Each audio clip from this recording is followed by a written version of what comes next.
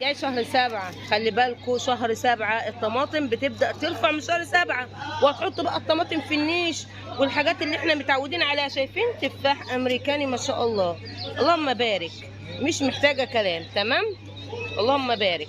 عايزة تنقيها بايدك ب5 جنيه زي الفل اهي، يعبالك هو التلاتة ب10 زي الفل. تمام، عشان ما نرجعش بقى نشوف بقى الطماطم ب30 وب40 وتوصل 50 بقى ونحطها في النيش زي اللي احنا بنشوفه كل سنة. فيلا يا جميل، ما معكيش فلوس تجيبي عدايه هتعملي ايه؟ هتجيبي لك بال2 كيلو مثلا، هتستخدمي كيلو هتشيلي كيلو في الفريزر، والله العظيم بتنفع، مفيش حاجه بتضر.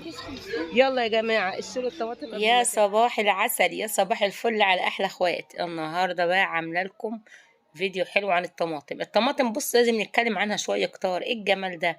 تفاح امريكاني والتلاتة ب10. طب يلا نسمي بسم الله ونصلي على الحبيب المصطفى. بصوا بسم الله ما شاء الله لا قوة إلا بالله. تفاح أمريكاني يا ولاد. طب هو ليه تفاح أمريكاني؟ ليه ما يبقاش لبناني؟ ليه ما يبقاش مصري؟ اللهم بارك ما شاء الله بجد. بصوا حاجة عسل كده. الطماطم البلح بصوا تتوحموا عليها كده، من الآخر نتوحم عليها يا ولاد. لو انت عايزة تجيبيها تنقيها بالحباية، هتجيب الكيلو ب5 جنيه وانت المستفادة. بسم الله ما شاء الله. 5 جنيه ده هتجيب لك اصلا، انت تجيبي بال20 جنيه اللهم بارك. هتستخدمي استخدام اليوم بتاعك والباقي يعني في التلاجة، وجمعهم شوية على بعض كده حلوين، وفي الاخر اعمليهم صلصة. دي افكار انا بقولها لك. عادي ممكن تعبي بالكيلو في الكيس وتحطيها زي ما هي لو عندك مكان في الفريزر.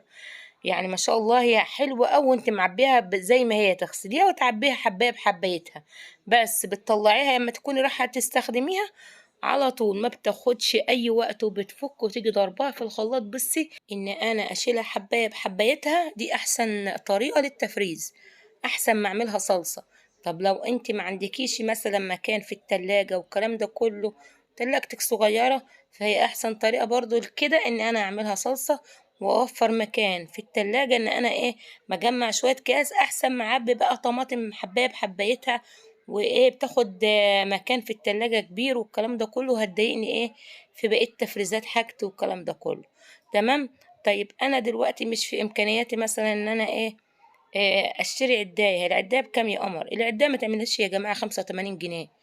يعني 85 جنيه ديت، يعني مش عايزة اقول لكم في ناس ممكن تكون صعبة عليها، فعشان كده انا بقول لكم هاتوا كل يوم مثلا هجيب كيلو، هجيب 2 كيلو.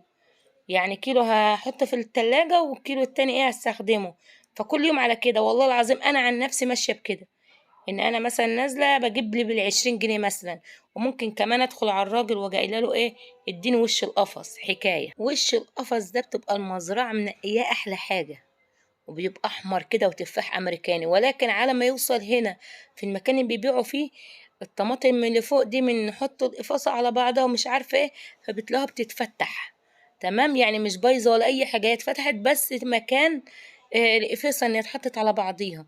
فانا باجي داخله عليه كده ما شاء الله، هو بيبيعها تلاتة ب10 طبعا بيعبيها، انا ممكن اخد 5 كيلو منه بال10 جنيه، ان انا الم اللي على وش القفيصه دي كلها ما شاء الله. 5 كيلو 10 كيلو انا ونصيبي ما شاء الله. في الاخر باجي ماسكاهم بقى غسلهم غسله كويسه، واجي ضربهم في الخلاط وعاملاهم صلصه. عندي مكان في التلاجة بتاعتي باجي معبياهم في شنطة كبيرة. وطبعا أنا لما باجي أستخدم باجي مثلا مالية الشوب بتاعي طماطم، وبسيبهم بقى يتركنوا على جنب لحد ما يفكوا مع نفسيهم، وباجي اديهم شطفة حلوة كده، وبعد كده باجي ضرباهم في الخلاط وبطبخ بيهم. بص بتبقى فريش وجميلة، ودي احسن طريقة بجد، يعني احسن من اعملها صلصة. بس احنا قلنا احنا بنعملها صلصة عشان توفر في المكان مش اكتر. ولكن الطماطم جميلة ما شاء الله، الله أكبر. وانتوا داخلين دلوقتي على شهر 7 يا ولاد. شهر 7 ده اللي بتبقى فيه الطماطم بقى ب20 وب30 وب40 جنيه، والله والسنة اللي فاتت وصلت 50 وكانت أيامنا بيضة.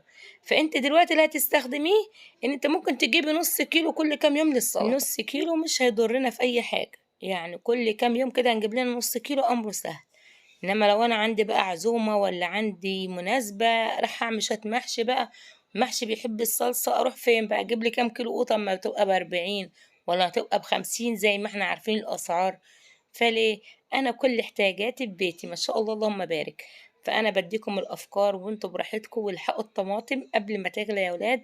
يلا لايك جميل واحلى اشتراك منكم يا احلى اخوات، ما تنسوش تفعلوا الجرس علشان يوصلك كل جديد من قمر، وكمان كومنت جميل منكم يا احلى اخوات. يا رب الفيديو يكون عجبكم، يا رب تلحقوا الطماطم برضو قبل ما تغلى، او قبل كمان ما تسوس، عشان يعني مش في كل الاحوال بتبقى حلوة كده بصراحة. يا ما شاء الله اللهم بارك. سلام.